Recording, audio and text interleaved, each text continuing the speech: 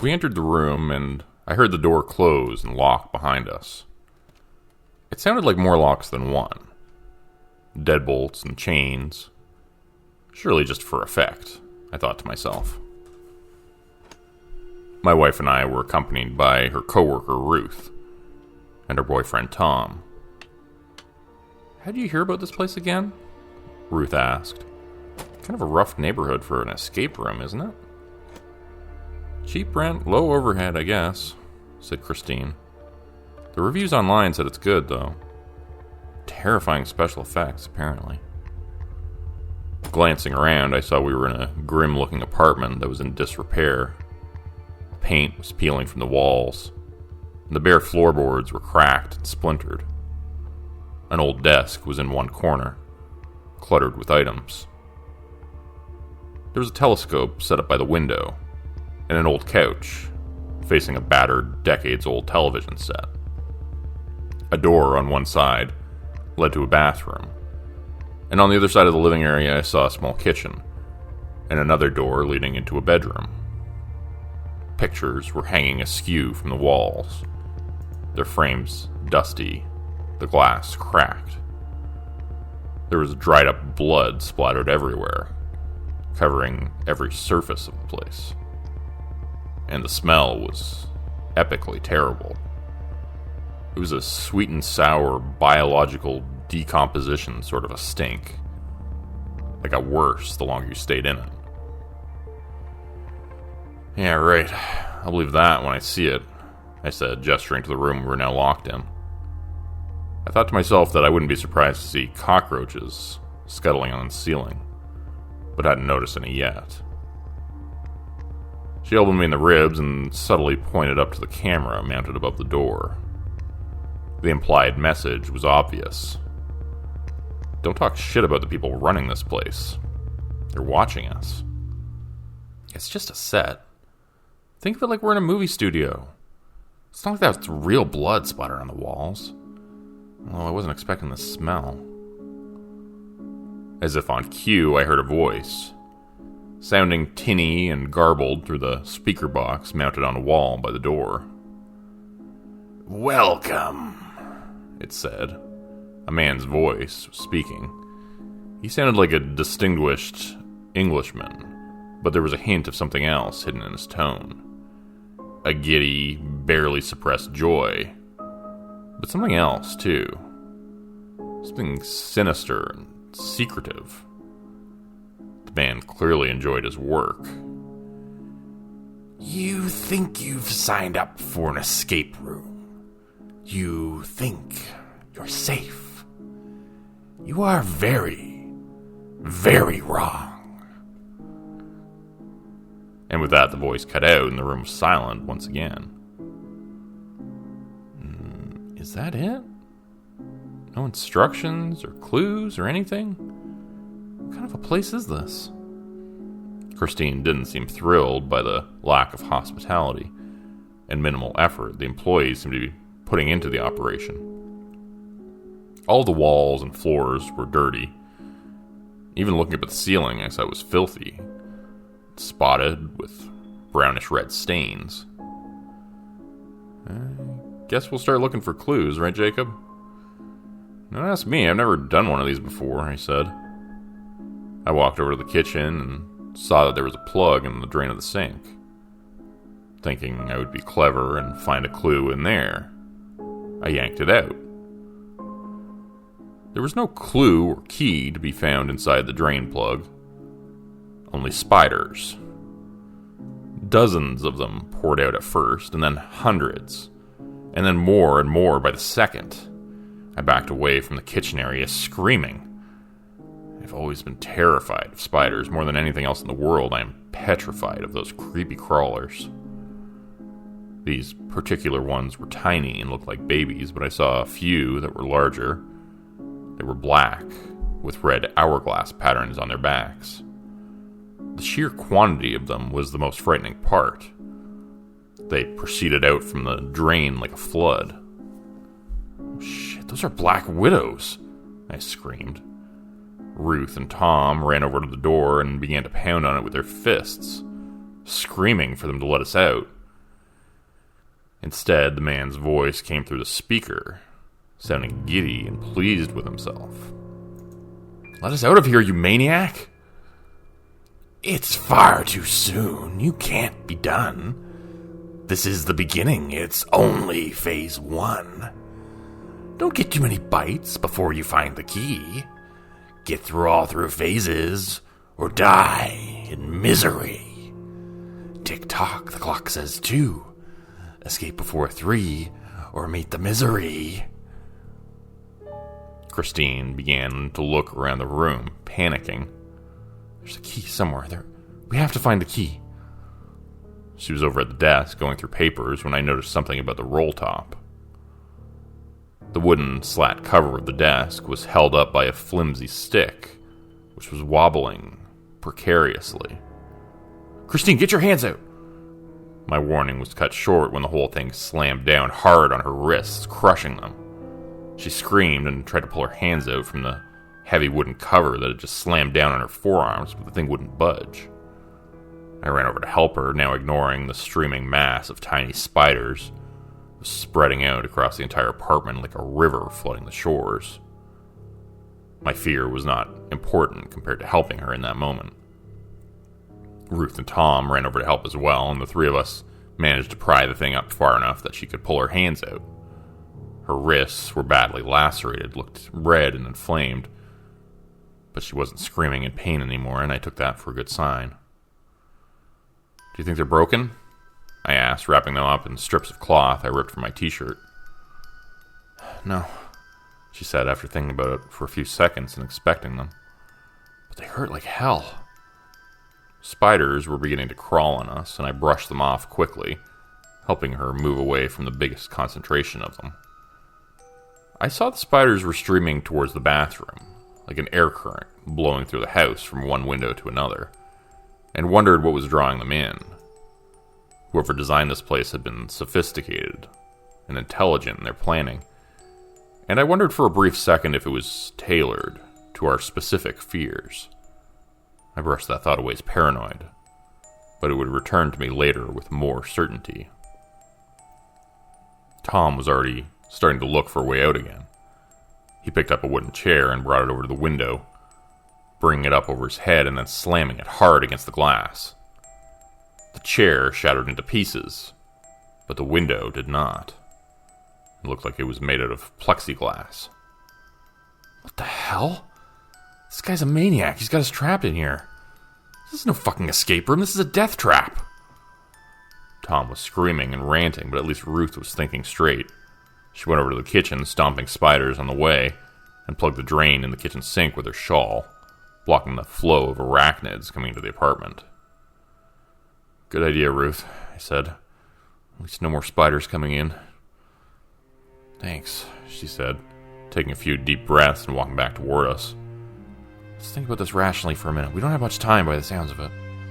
Tom was starting to settle down slightly, and walked over to join us from the corner, where he had been quietly hyperventilating. "Is this maniac even gonna let us out if we solve this fucking puzzle?"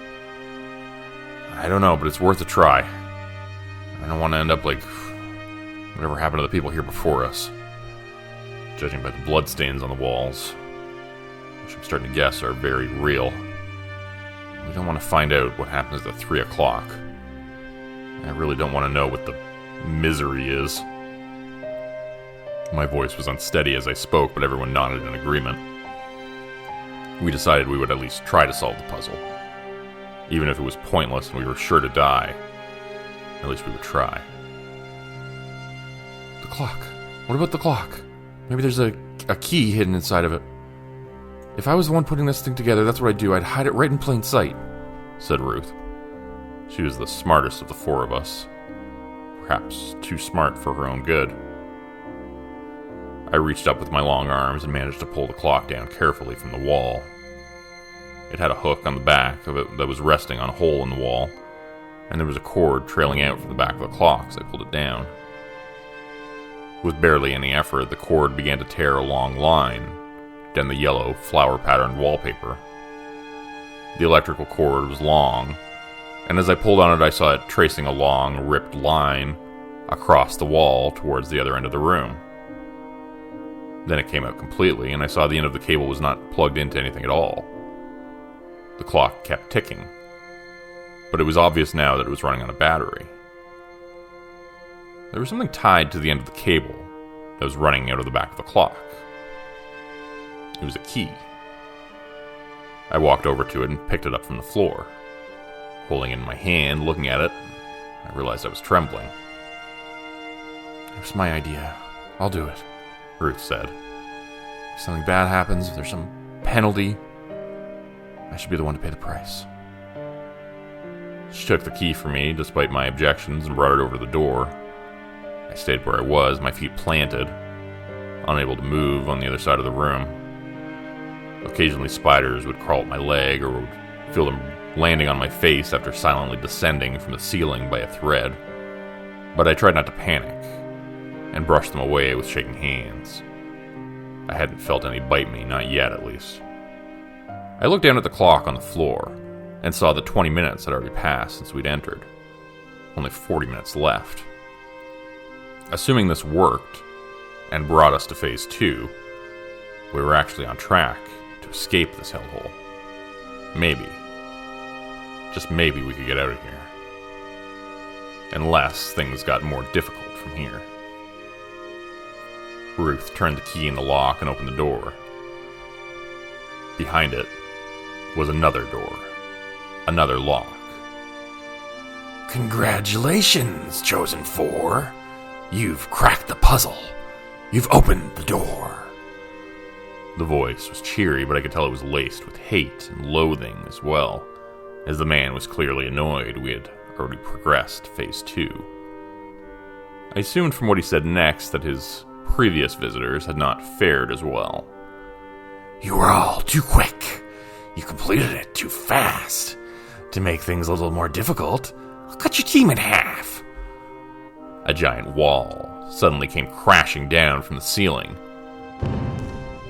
It landed before I knew what had happened, and the room was suddenly divided in two. I was left alone on one side. Christine and Tom were stuck on the other side, with the majority of the spiders. Ruth, however, was not so fortunate. The giant wall landed right on top of her, crushing her body into a puddle of bones, liquefied body parts, blood, and viscera, which spread across the floor. I heard screaming, and after a few minutes I realized it was me making that noise, and that I was alone. My heart was beating furiously, and I was shaking head to toe, vibrating with fear like I had never felt before.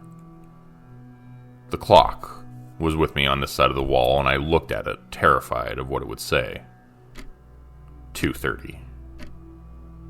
Only half an hour left. And I had no idea where to begin, or even if there was anything I could do, trapped on the side of the wall. There was only a bathroom on the side of the apartment, and the TV and couch area. So I went over to the TV first and flipped it on. It showed grainy surveillance camera footage from the other side of the wall. My wife was kissing Tom passionately, and then they broke off laughing. The spiders crawling all over them into their mouths and noses, skittering over their eyes.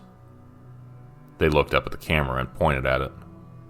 Christine giggled and covered her smiling mouth shyly, while a black widow rested on the knuckle of her ring finger, like a macabre wedding band.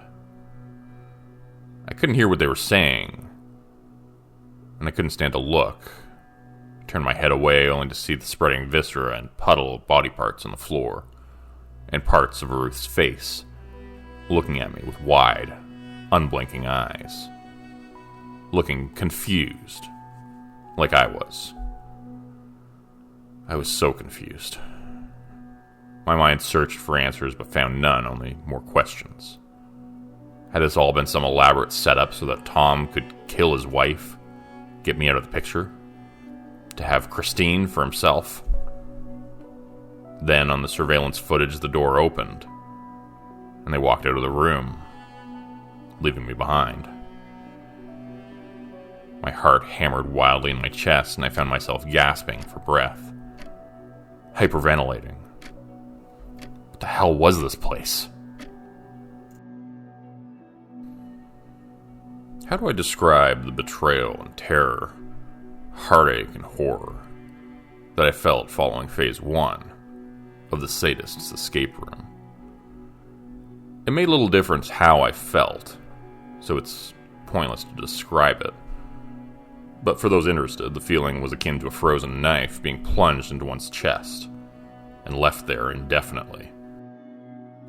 I was alone in the room, amidst a puddle of still-spreading gore that had exploded from Ruth's body after a massive room divider had slammed down on her from the ceiling, severing her in half. Pieces of her were all over the walls, splattered on my arms, face, and clothing. Black widow spiders were roaming and dropping down from the ceiling on invisible webs, landing on me, and occasionally crawling at my legs. The red hourglass patterns on their backs, the only thing serving to distinguish them from the darkness. I noticed the light had been slowly disappearing from the room, and it was gradually becoming more and more difficult to see. I tried to convince myself that what I had just witnessed on the surveillance footage moments before was a well-crafted deceit, but it had looked so real.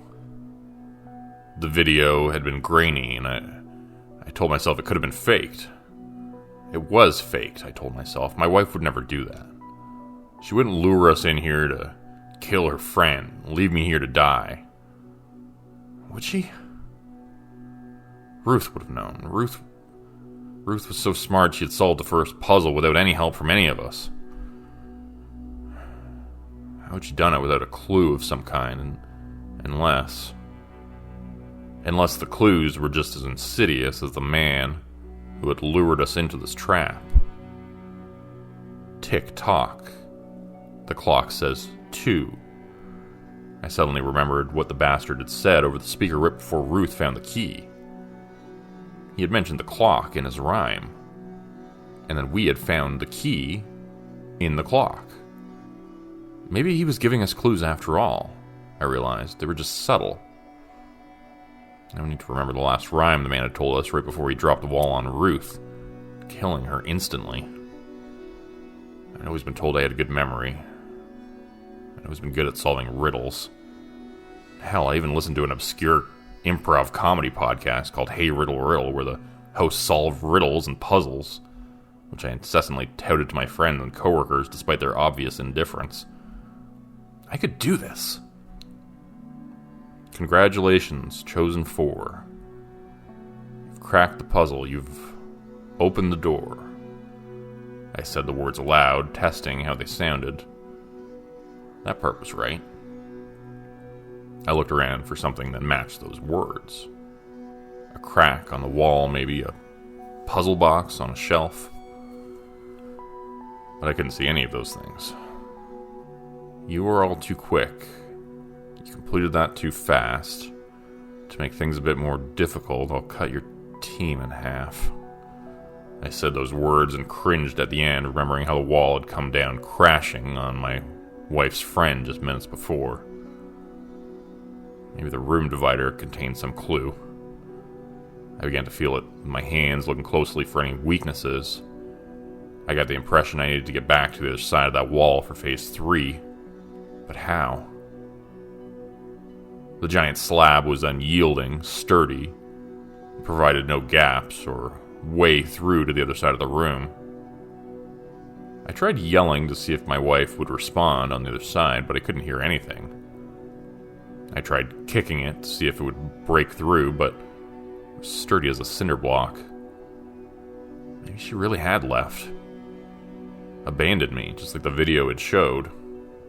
My mind began to spiral downwards, but then I saw the clock ticking away on the floor again and snapped myself out of it. I began building up the courage to explore the other room. I pulled the cushions off the couch quickly, thinking maybe there would be some clue in the cracks of the cushions, but there was nothing, only spiders. Dozens and dozens of spiders. The bathroom was dark, and I approached it cautiously, unsure of what I would find inside.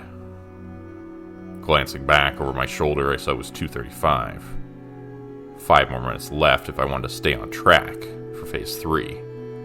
I had to keep the long game in mind if we wanted to survive. I tried the light switch in the bathroom and found it didn't work. Of course. My eyes began to slowly adjust to the darkness, and I saw spiders everywhere in the small room. They were drawn to it for some reason. I felt like that was further proof that I was in the right place. The next clue would be in there. I knew it. Reaching down, I tucked my pants into my socks and took a deep, shuddering breath, trying to calm my nerves of the outright terror I was feeling. It was almost paralyzing, since I had always had a very severe case of arachnophobia since I was a kid. As a child, I had woken up sleeping in my bed one night. I found myself covered in baby spiders. A nest had exploded and they were everywhere, crawling over my face and hands and every surface of the room. The next morning, my parents had woken up to find me standing on my bed with a broom in my hands, eyes wide and full of terror, trying to fend them off. My fear of them had only gotten worse since that day. Taking a couple steps into the bathroom, I glanced around. The floor tiles were shaped like jigsaw puzzle pieces, I noticed.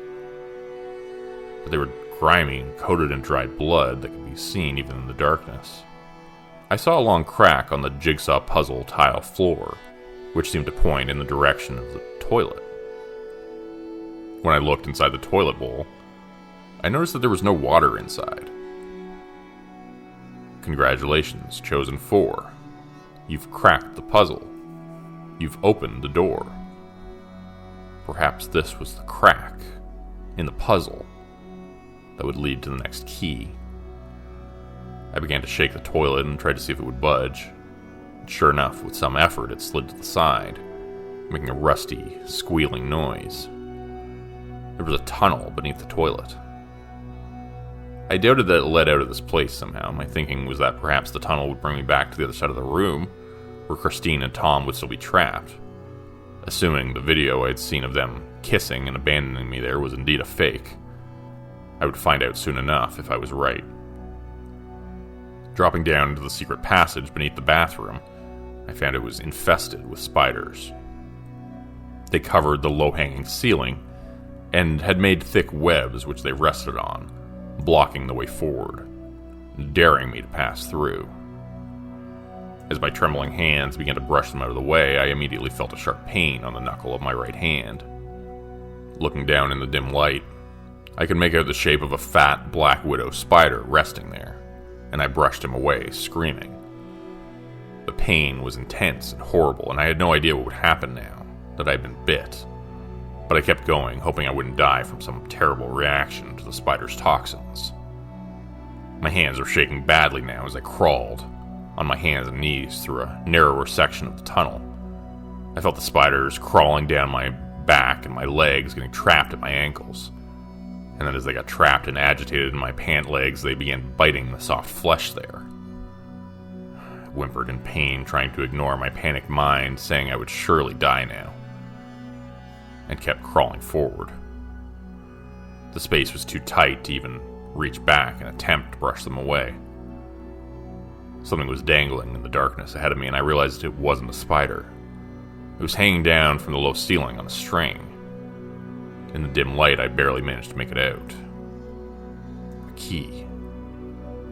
I grabbed it and continued crawling forward. The space becoming so narrow, I had to crawl on my belly and squirm through a tiny space, almost getting stuck there. I managed to wriggle myself through and began to open up again a tiny bit. There was a light up ahead. As I got to it, I realized I could stand up again in the slightly bigger space there, and pushed up on the ceiling where the light was shining through, hoping it would be a secret hatch, or something that would bring me out to the other side. Sure enough, it swung open, and I pulled myself up and out, landing on the kitchen floor in a writhing mass of pain and terror. I quickly took off all my clothes and began shaking like mad, trying to get all the spiders off of me. I tried to brush them all out of my hair, and saw my hand was swelling up like a balloon, and it turned an angry shade of red. 2 distinct holes visible near my knuckle, where the bastard had bit me. My lower legs and ankles looked similarly inflamed, hurt worse than any pain I'd ever experienced, nearly bringing me to the ground as my knees buckled from the sudden flare of agony. Looking around the room, I saw it was empty. Tom and Christine were gone. The video had been right after all. I couldn't believe it. Unless it was just still a ruse to get me to lose hope. That was possible, right? I had to believe that was possible. The door to the bedroom was closed now. Odd. It hadn't been closed before. Further indication that Tom and Christine were still there? Or had the sadist just closed it to throw me off, using some remote mechanism? That's when I remembered the key. I walked over to the front door of the apartment in my boxers, still mostly naked after trying to get all the spiders off of me. The key turned smoothly in the lock, and I turned the knob, swinging the door open, revealing a third door behind it. This one had a giant skull door knocker on it. Beneath that was the number 3. Phase 3. Static through the speaker box again, and then the sadist's voice came through, speaking with a slightly annoyed tone once again. Oh, well, look at you. Aren't you great? You made it this far, but you're running late. Take your friends back. Don't get mad. They didn't leave, aren't I so bad? He cackled with laughter, and the door to the bedroom opened, and Tom and Christine dropped out, falling to the floor, unconscious. I ran over them and saw they were both still breathing shallowly, but looked pale and their lips were turning blue. What the fuck did you do to them, you maniac? There was no response. Only the sound of a clock, ticking somewhere, unseen, taunting me. Tick-tock. The clock says 2. Escape before 3 or meet the misery. We were running late, I knew that much from what the man had said a few seconds before. But how much time was left, I could only guess. Phase 3 was going to be the toughest one yet, I guessed, judging by the progression so far. And I would have to figure it out on my own, since Tom and Christine were both unconscious. It appeared the video was a fake after all. I tried to piece together what had really happened on the other side of the wall after I'd been separated from them. And what I pictured was this. He had lured them into the other room and then locked them in, then sucked all the oxygen out of the bedroom so they would suffocate if I didn't make it to the door and unlock it in time. If I had been a couple minutes longer, they would be dead instead of passed out. Still, I felt guilty looking at them on the floor, imagining them trapped in that room, suffocating and dying from a slow lack of oxygen. We would need to complete Phase 3, just as the clock struck that same number. Or the sadist would be unhappy once again, I guessed. Though he would probably only be happy once all of us were dead. I looked around the room for a clue. Something. Anything. And meanwhile, the clock continued its steady ticking, unseen and unrelenting, marking the passage of time and the unknowable number of minutes until our deaths. It is during our darkest moments that we must focus to see the light. I said that quote aloud as I paced the spider-infested, gore-splattered room, looking desperately for clues as the light began to fade even further, shrouding us in near total darkness. How philosophical, the man said over the loudspeaker, taunting me. I prefer more modern fare, though. Back in Black by AC/DC began to blast from unseen speakers, making it difficult to think. Normally I'd be alright with that choice of soundtrack, but the decibel level was so extreme I couldn't focus while it was playing. And to accompany the music, strobe lights began to flash as well, disorienting me even further in the darkened, horrifying space. Listening to the lyrics wasn't helping. Thinking of what was coming for us soon. The misery. It's been too long, I'm glad to be back. Yes, I'm loose. From the noose. Don't think about that right now. Focus on the problem at hand. Focus on the riddle. What the fuck was the riddle? Christine and Tom were beginning to stir, and I saw them starting to wake up on the floor by the entrance to the bedroom. I could use their help, I thought to myself. But how much time was left, I had no idea. I only hoped that the sadist was true to his word and would let us leave if we managed to find the third key by 3 o'clock. For all I knew, he would be waiting on the other side of the door with a shotgun, ready to kill us all as soon as we escaped the room. Christine, Tom, wake up, I need your help. I shouted over the music to be heard. They eventually began to rise to their feet, looking groggy. After a few moments of looking annoyed and confused, they seemed to remember where we were and what was happening. How much time do we have? Christine asked, yelling loudly enough to be heard over the music. I don't know, the clock's on the other side of the wall. I guess maybe 10 minutes, maybe more, maybe less. They started to look panicky and scared. I tried to focus them on the task at hand. Everything he's been saying up until now has been a clue.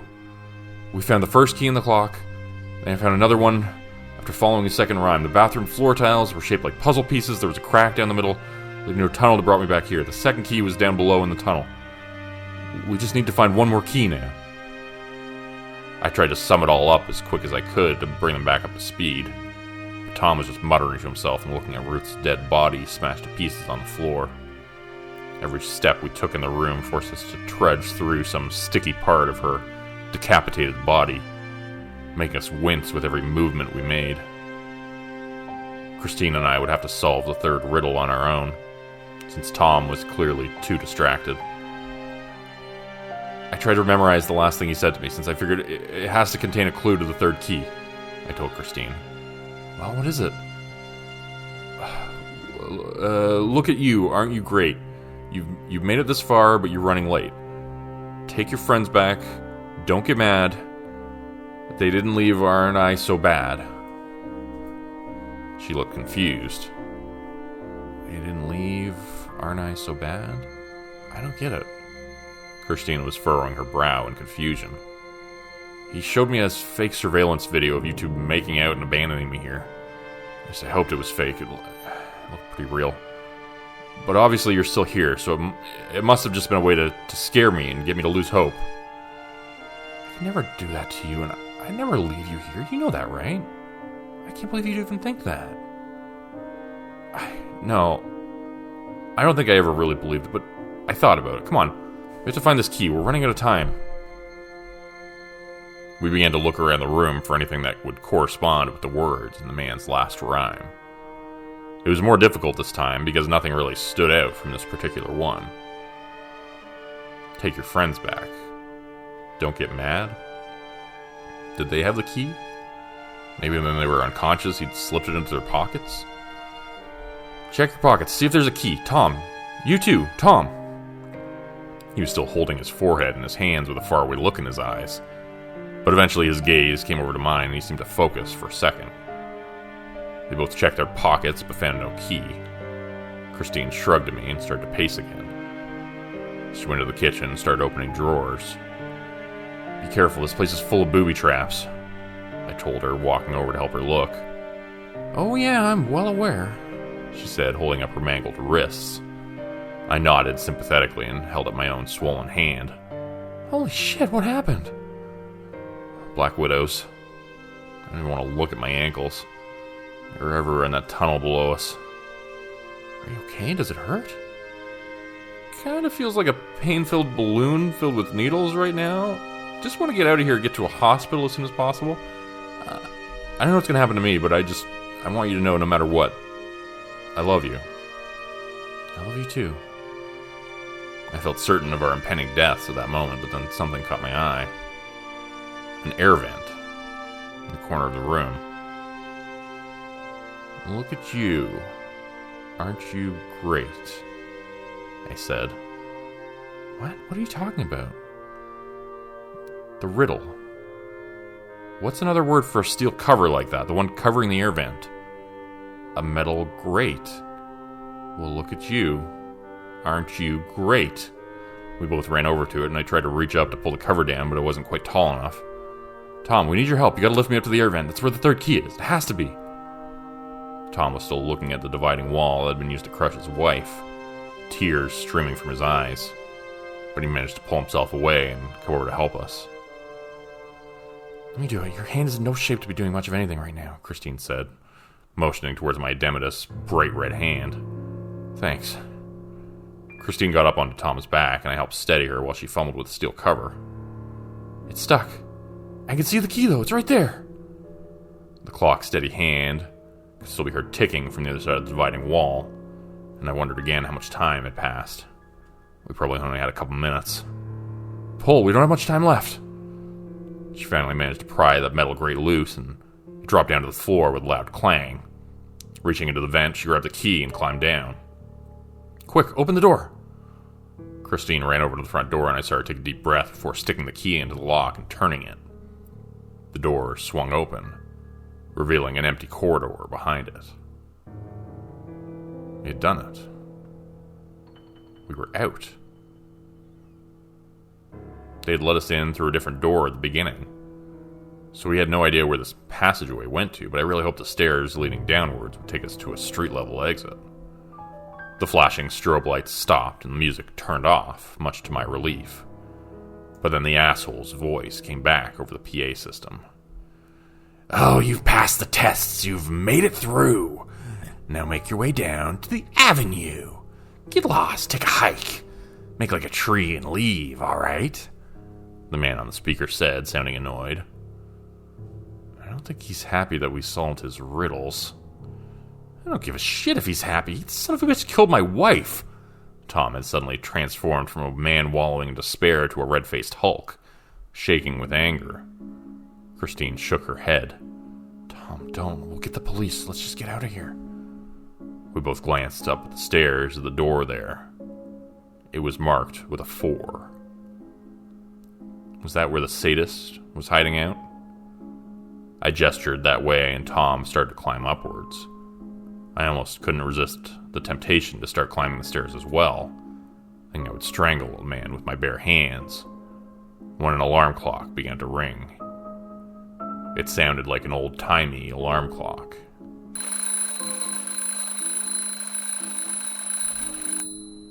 Uh-oh, boys and girls. 3 o'clock. Time to meet the misery. The heavy wooden door that we had come into the escape room through suddenly began to shake in its frame, a deafening banging noise coming from the other side of it. Tom came back down the stairs, his eyes wide, looking at the door as it rattled in its frame. The three of us began to head towards the stairs going down, suddenly terrified of what might be coming for us. And then the door broke open. It went flying from its hinges, and something came through from the other side that I cannot explain. It was something that should not have existed. Could not have existed, and yet it did. The creature was made of multiple people, their bodies dismembered, stitched back together to form a terrifying walking golem made of flesh and blood.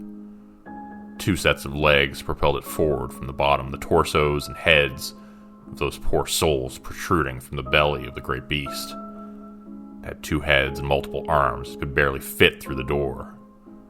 Puckered red flesh bled and pus poured out from the sutures, which crisscrossed around the thing from every direction.